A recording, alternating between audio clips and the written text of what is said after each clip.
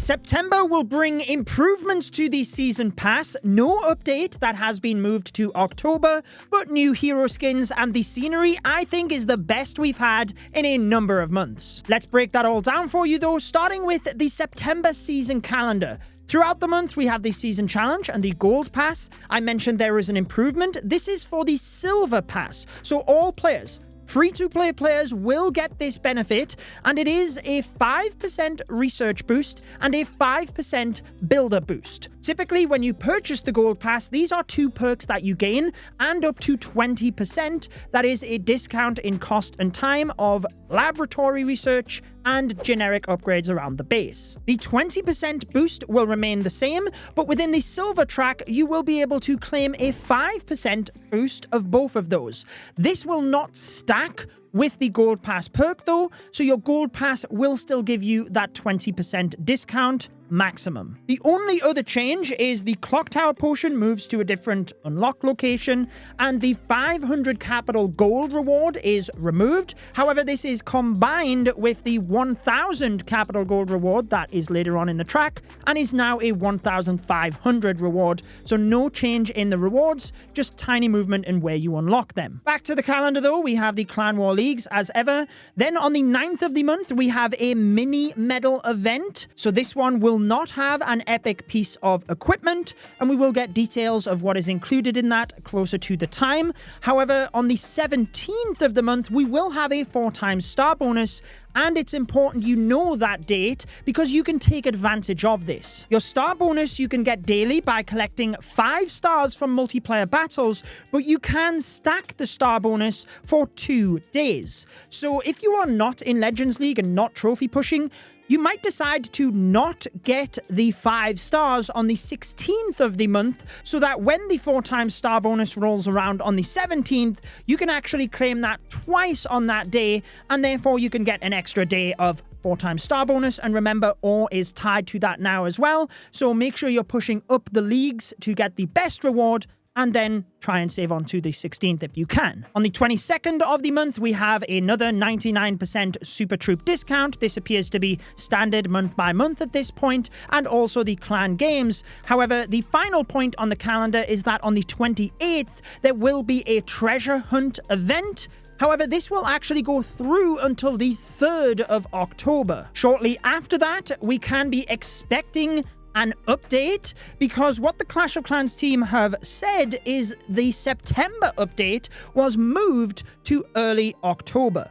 So there will not be an update in September. That means the Springtrap rework that we have been told about will not be happening until early October. And we also know that early next week, there will be a huge announcement with regards to the Legend League rework. So I will be placing that video on my main channel and breaking down that announcement once we get it. And the team have said it is one of the biggest announcements this year, so I look forward to breaking it down for you. Moving to the cosmetics for September, the theme is mash-a-rama. So it is an extension of the August season, being Clash-a-rama. That means the art style is very similar. However, the theme is a mashup event, and that is clear from the first skin available within the Gold Pass, the Lava Minion Prince. This is my joint favorite hero skin, so being in the Gold Pass, that is amazing. Remember, you can gain extra rewards by purchasing your pass on the Supercell store. That means you can get some free gems or even magic items.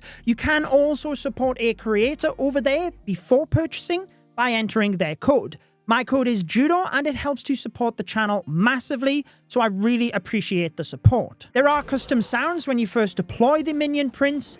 Art style, I think, looks amazing, and whilst it clearly is the Lava Hound, you're not going to mistake this for a Lava Hound within your attacks.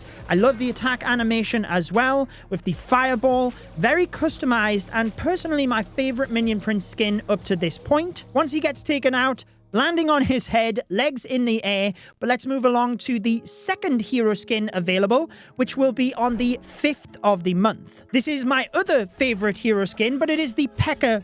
Queen. With all of these selection screens for this month, there's clearly a lot of story.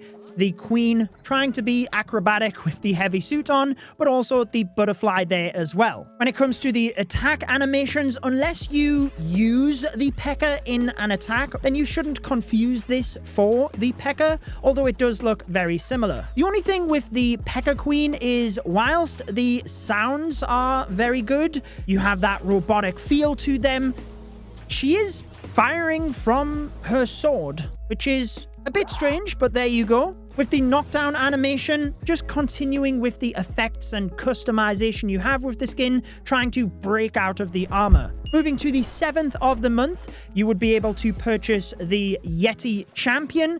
Other than the Gold Pass skin, every month all of the hero skins are legendary at that point, which is $9.99. Obviously, that depends on where you are in the world. Remember, they have now rolled out global pricing, so it could be significantly cheaper for you. However, with the Yeti Champion, I mean, this, you could see it from the selection animation, and the same here moving to the attack animation. This hero is massive. Clearly, it looks like a Yeti. It does have that feel as she's moving around the base. However, other than that, it does act very similar to the Royal Champion. The attack animation is fairly standard. The Seeking Shield doesn't really have anything special. A little bit of a glow from the shield. When it comes to the knockdown animation, we then have the Yeti Mites jumping up and down on top of her. Next up, on the 10th of the month, we have the Ivan Warden skin, and this one is basically the same as last month's Clash-a-Rama Warden, just that the Warden is a dragon. When it comes to the attack animation, it is pretty much the same as the Clash-a-Rama Warden. It really is just the Warden is a dragon. The outfit is exactly the same. The attack is the same. If you do use the Warden on air, clearly it's using the wings at that point, but nothing too special when it comes to this skin for me. Once it does get to the knockdown animation, the dragon is sneezing. There you go. Last up, on the 12th of the month, you'll be able to purchase the Jelly King. I'm undecided on this one. I feel this might be a love or hate skin, so you can let me know what you think in the comments. Clearly, any cosmetics are always subjective, but as you've seen through the different selection screens, there's always a lot of story within those. I do like that on the attacking screen this time around, all of the heroes are scaled correctly. I feel in previous months, some of those have been a little bit out of whack. Attacking, the king uses that massive tongue alongside the tentacles to whip buildings. Then, on being knocked down, the tentacles essentially wrap him up. But what I will say about this skin as you're watching the attack animations is it does truly feel like a mashup skin, where the angry jelly is trying to possess the king, but it's not quite, you know, half of his body is still king-like, trying to break out of that. So I do love the lore behind this. Let's move along, though, to the scenery, which is my favorite part of all of these cosmetics. This is actually available on the 3rd of the month. I just like to go through the skins and then the scenery.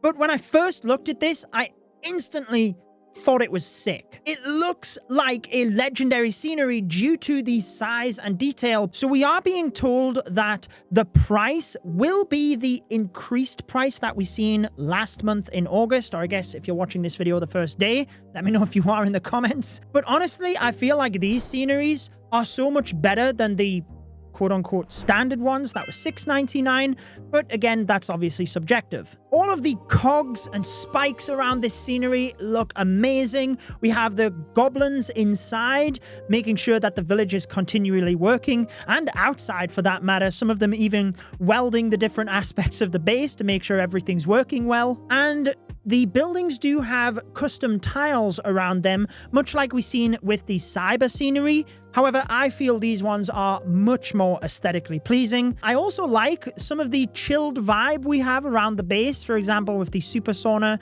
and the trader tent. The forge is a tower spiking out through the ground. The build-a-base boat, whilst it's a wreck at first, once you have repaired it, turns into a battle drill style submarine. Either way, I just love the details of this scenery and how your base is just a massive battle drill burrowing underground.